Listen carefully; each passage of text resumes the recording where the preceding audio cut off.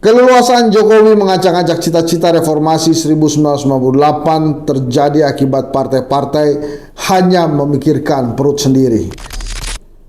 Jauh sebelum nama Gibran Rakabuming Raka mencuat, istana pernah menyiapkan sejumlah skenario untuk memastikan keberlanjutan pemerintahan dan kekuasaan Joko Widodo. Sebagai penguasa, Jokowi bisa memobilisasi aparatur dan alat negara serta sumber dana untuk memenangkan calon presiden yang ia dukung.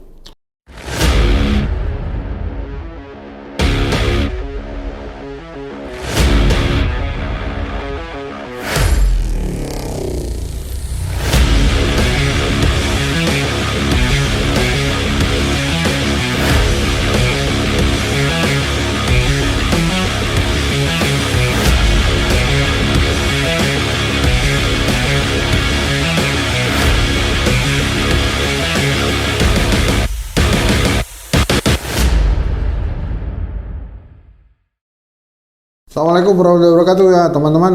Sama nih seperti yang kemarin-kemarin kita bacain lagi majalah Tempo. Ini 30 Oktober sampai 5 November 2022. Timang-timang dinastiku sayang. Nah ini ya, sudah beredar juga di media sosial nih. Presiden Joko Widodo sudah lama mendorong anak sulungnya Gibran Rakabuming Raka menjadi calon wakil presiden mendampingi Prabowo Subianto setelah gagal 3 periode. Halaman 32 kita baca ya. Kita baca opininya aja. Opini, karena tulisannya kecil-kecil seperti biasa saya perlu kacamata. Ini lebih enak nih. Karena Jokowi, demokrasi binasa. 10 tahun lalu, mayoritas rakyat Indonesia memilih Joko Widodo sebagai presiden untuk mencegah Prabowo Subianto berkuasa. Prabowo adalah salah satu simbol kekuatan lama Orde Baru yang hendak diputus melalui reformasi 1998. Kini tak hanya bersekutu, Jokowi bahkan menyokong Prabowo dengan memasangkan ketua umum Partai Gerindra itu dengan anaknya Gibran Rakabuming Raka menjadi calon presiden dan wakil presiden 2024. Setelah gagal mendapatkan dukungan publik dan partai politik untuk memperpanjang masa jabatan presiden, Jokowi memakai cara yang sepintas demokratis untuk tetap berkuasa. Di banyak negara, politik dinasti memang tak dilarang, tapi ia merusak demokrasi karena menodai fairness dalam sistem pemilihan. Sebagai penguasa, Jokowi bisa memobilisasi aparatur dan alat negara serta sumber dana untuk memenangkan calon presiden yang ia dukung. Penggantian Menteri Komunikasi dan Informasi,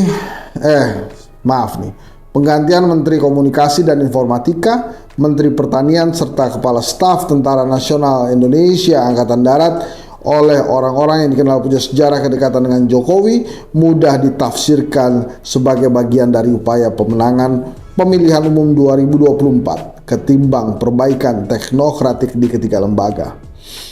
Dalam pemilihan kepala daerah serentak 2020, mobilisasi alat kekuasaan oleh patron calon kepala daerah efektif menjaring suara pemilih. Dari 804 calon, sebanyak 16,8% memiliki hubungan dengan dinasti politik dan 42,96% memenangi pemilihan. Seperti disebut Herbert Simon dalam Administrative Behavior dalam kurung 1947, dalam sistem pemilihan yang demokratis, suara pemilih cenderung mengikuti suara elit yang punya sumber daya menguasai informasi. Studi Halilul Khairi dari Institut Pemerintahan Dalam Negeri pada 2022 menyebutkan pemilih umumnya mencoblos kepala daerah yang populer meski mereka tak kompeten dan bagian dari dinasti politik.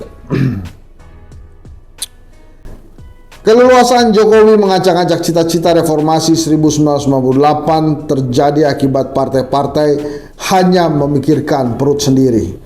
Alih-alih memimpin oposisi, Prabowo Subianto menerima pinangan Jokowi menjadi Menteri Pertahanan setelah kalah dalam pemilu 2014 dan 2019. Dalih rekonsiliasi menyembuhkan polarisasi tersebab dua pemilu menjadi alasan yang dipakai keduanya membangun koalisi ganjil tersebut. Bergabungnya Prabowo dalam kabinet Jokowi diikuti partai-partai lain. Koalisi tanpa syarat yang dibentuk Jokowi membuat ia leluasa merangkul dan memiting lawan politiknya. Partai-partai yang haus kekuasaan kemudian berlomba melayani keinginan Jokowi, memereteli dan melumpuhkan lembaga-lembaga pengontrol kekuasaan. Partai politik di Dewan Perwakilan Rakyat setuju ketika Jokowi mengebiri Komisi Pemberantasan Korupsi. Partai-partai membiarkan Mahkamah Konstitusi dikuasai Jokowi melalui pernikahan adiknya dengan Ketua MK Anwar Usman. Jokowi bahkan terang-terangan memakai lembaga hukum menggebuk lawan politik yang tak sejalan dan mencegah sekutu membelot. Penelusuran majalah ini menemukan dukungan Golkar terhadap Gibran Rakabuming Raka terjadi karena Ketua Umum Golkar Erlangga Hartarto tersandera kasus korupsi minyak goreng dan dugaan penyalahgunaan subsidi Badan Pengelola Dana Perkebunan Kelapa Sawit. Penyelidikan Kejaksaan Agung membuat Golkar sukarela menjadi kendaraan Gibran menjadi calon wakil presiden meski ia kader PDI Perjuangan. Ketika kekuasaan tak punya kontrol, presiden seperti Jokowi sesuka hati membuat kebijakan betapapun membahayakan Indonesia. Proyek-proyek mercusuar yang membebani anggaran negara, pembangunan ibu kota Nusantara di Kalimantan Timur, tanpa studi yang kuat dan pengerukan sumber daya alam yang merusak lingkungan hanyalah output kekuasaan tanpa kontrol itu. Dengan kebijakan yang tak memenuhi tata kelola yang baik seperti itu, Jokowi membutuhkan presiden setelah 2024 yang melindunginya dari konsekuensi hukum. Prabowo ia anggap bisa memenuhi keinginan itu. Menempatkan anak sebagai calon wakil presiden adalah wujud paranoia dan ketidakpercayaan diri Jokowi, sesuatu yang personal tapi secara fundamental merusak demokrasi. Berita terkait halaman 32. Nah, ini tadi halaman 29 tuh teman-teman. Kita buka ya. Nah, ini dia fotonya. Dia kelihatan ya. Terus kemudian ini halaman pertamanya nih, ada hormatnya Pak Prabowo. Kasih sayang sepanjang Pilpres, Presiden Jokowi memuluskan jalan putranya Gibran Rakabuming Raka menjadi calon Presiden Prabowo Subianto. Mendapat laporan dari lembaga negara tentang sentimen negatif terhadap dia dan putranya. Nah, ini ada beberapa teman-teman gambar-gambar hasil survei. Nah, kalau mau tahu hasil surveinya Kedai Kopi ada di kedaikopi.co ya. Nanti dicek aja. Tapi memang belum ada. Sudah ada pasangan Prabowo Subianto Gibran juga. Nah, ini luar biasa nih. Tapi ada satu hal yang ingin saya bacakan ya. Ini di halaman 36. Dinasti perusak demokrasi. Berbagai upaya dilakukan Presiden Jokowi untuk mendorong putra tertuanya Gibran Rakabuming Raka menjadi calon wakil presiden. Politik dinasti yang dijalankan oleh Jokowi juga politikus lain berdampak buruk terhadap demokrasi. Tidak akan ada pemilihan umum yang fair dan hanya mendorong pemerintahan yang korup.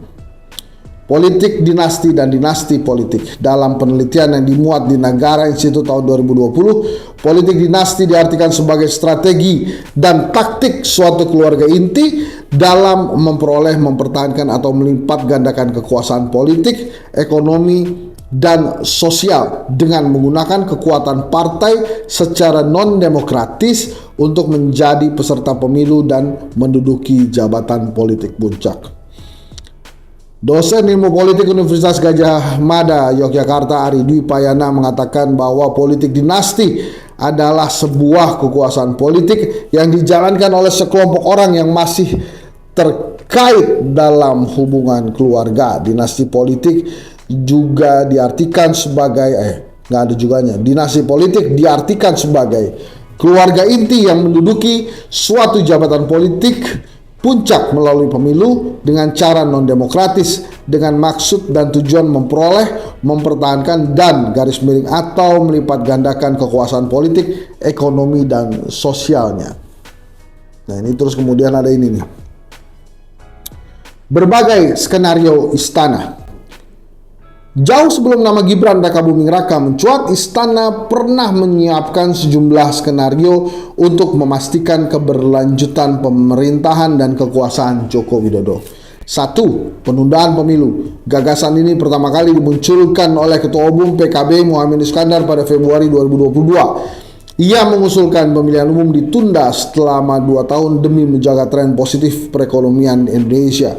Menteri Koordinator Kemaritiman dan Investasi Luhut Panjaitan mendukung ide ini dan mengklaim ada big data yang menyebutkan mayoritas penduduk mendukung penundaan pemilu.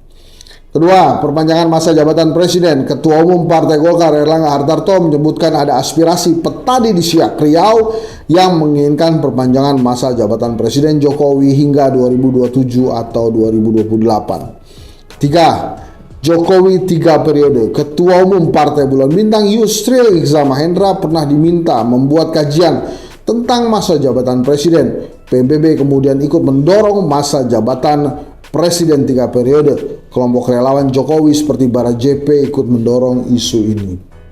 Keempat, koalisi besar. Ketua Umum Partai Amanat Nasional Zulkifli Hasan menyebutkan ada potensi koalisi besar di antara partai-partai pendukung pemerintah.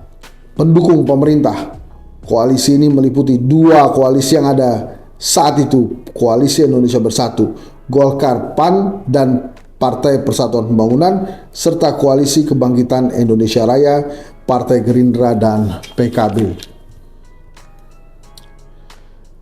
Presiden terus bermanuver untuk menentukan proses pemilu 2024 dengan menggandeng kubu politik yang menjamin masa depan sendiri dan dinasti keluarga. Rasa keadilan diinjak-injak, masa depan bangsa dijadikan permainan kotor. Maklumat Juanda 16 Oktober 2023. Jadi teman-teman semua, itu tadi ada judul juga tentang titik nol di Mahkamah Keluarga, ada gambar Gunawan Muhammad dan Butet Kertarejasa juga. Ada judul berjebah manuver berkuasa dan lain-lain. Tapi sebetulnya ada hal lain yang menarik juga dibaca di Tempo hari ini adalah Machiavelli Jawa ya. Machiavelli punya Nicholas Machiavelli dia punya teori yang cukup terkenal bahwa kekuasaan adalah candu. Kekuasaan itu candu. Jadi itu, dan ini menarik sekali ditulis oleh Mas Sukidi ya. Jadi gitu teman-teman, ini mudah-mudahan Tempo mengizinkan saya membacakan majalah yang terbaru. Mohon maaf kalau nggak setuju, nanti kasih tahu, kita tektor. Makasih ya, terima kasih sekali lagi. Mudah-mudahan demokrasi tetap berjaya dan Indonesia tetap maju tanpa politik dinasti atau dinasti politik. Terima kasih. Assalamualaikum warahmatullahi wabarakatuh.